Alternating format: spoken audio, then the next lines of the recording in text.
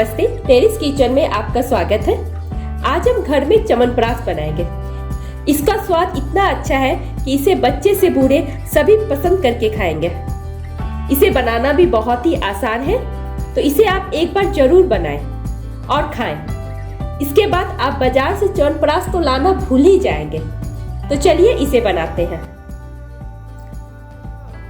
मैंने यहाँ half KG आंवला, हाफ केजी गुड़,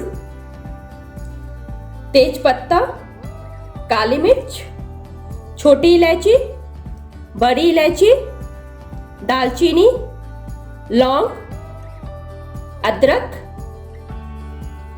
किशमिश, तुलसी का पत्ता और खजूर लिया है।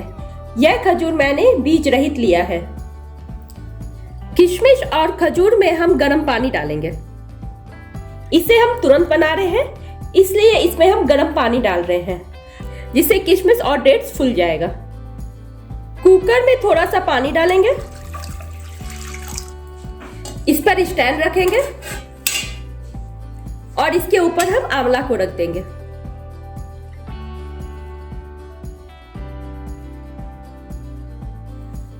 इसके ढक्कन को बंद कर देंगे और कुकर में 3 सीटी आने तक इसे हम पकाएंगे।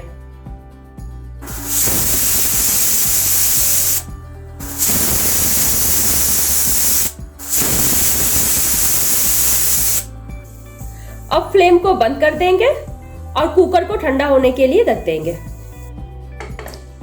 इसका सीटी निकल गया है और इसके ढक्कन को खोलेंगे।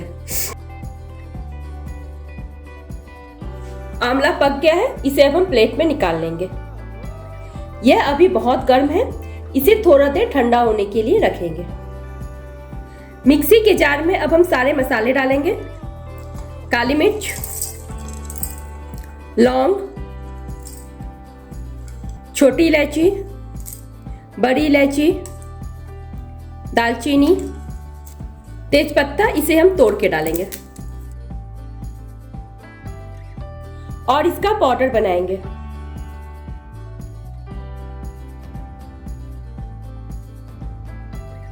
इसे कटोरे में निकाल लेंगे। मिक्सी के इसी जार में खजूर, किशमिश, तुलसी पत्ता और अदरक डालेंगे और इसे भी पीस लेंगे।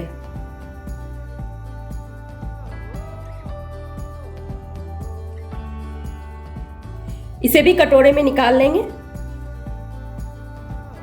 आंवला ठंडा हो गया है, इसके बीज को हम निकाल देंगे।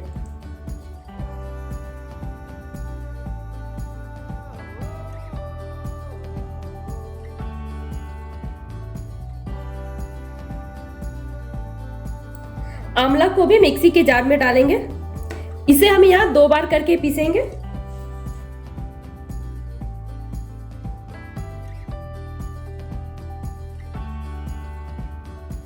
इसे कटोरे में निकालेंगे। इसी तरह हम बाकी के बचे हुए आंवला को भी पीस लेंगे।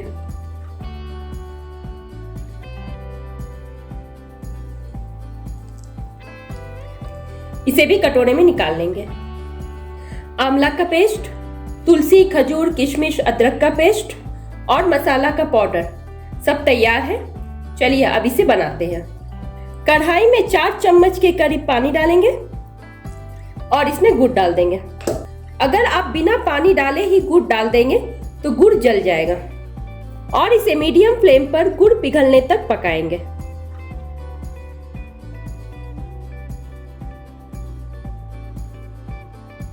सारा गुड़ पिघल गया है और मैंने इसमें जो 4 चम्मच पानी डाला था वो पानी भी जल गया है। इसमें आंवला डालेंगे और फ्लेम को लो कर देंगे। अगर आप तेज फ्लेम पर आंवला डालेंगे तो आंवला तुरंत ही कढ़ाई में चिपक जाएगा। इसे मिक्स करेंगे। देखिए आंवला गुड़ के साथ मिक्स हो गया है। इसे ढक देंगे और इसे 10 मिनट मीडियम फ्लेम पर पकाएंगे। इसे बीच बीच में एक बार चलाते भी रहे, नहीं तो ये चिपक जाएगा। इसे कभी भी तेज फ्लेम पर नहीं पकाएं, इसे मीडियम फ्लेम पर ही पकाना है। इसे ढककर पकाना बहुत ही जरूरी है क्योंकि इसमें बहुत ही ज्यादा बबल्स आते हैं। अगर आप इसे ढककर नहीं पकाएंगे तो इसके छींटे आपके ऊपर पड़ेंगे और आप जल भी सकते हैं। देखिए इसका कितना सुंदर कलर आ गया है।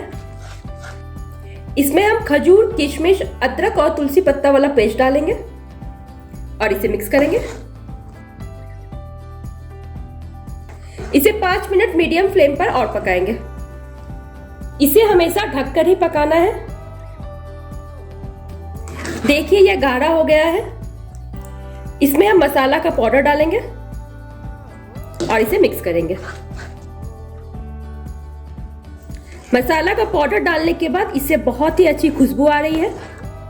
इसे 2 मिनट मीडियम फ्लेम पर और पकाएंगे। देखिए यह बिल्कुल गाढ़ा हो गया है। इससे ज्यादा अब हम इसे नहीं पकाएंगे और फ्लेम को बंद करेंगे। इसे ठंडा होने के लिए रख देंगे। ठंडा होने के बाद यह और भी ज्यादा गाढ़ा हो जाएगा। देखिए ठंडा होने के बाद यह कितना गाढ़ा हो गया है। देखिए बिल्कुल बाजार की तरह बना है ना च्यवनप्राश। आप इसे शीशे के बर्तन में रखें, यह खराब नहीं होगा। इसे फ्रिज में भी रखने की कोई जरूरत नहीं है और पूरे ठंडे इसके मजे ले लीजिए। बिल्कुल आसान तरीके से घर पे च्यवनप्राश तैयार है। धन्यवाद।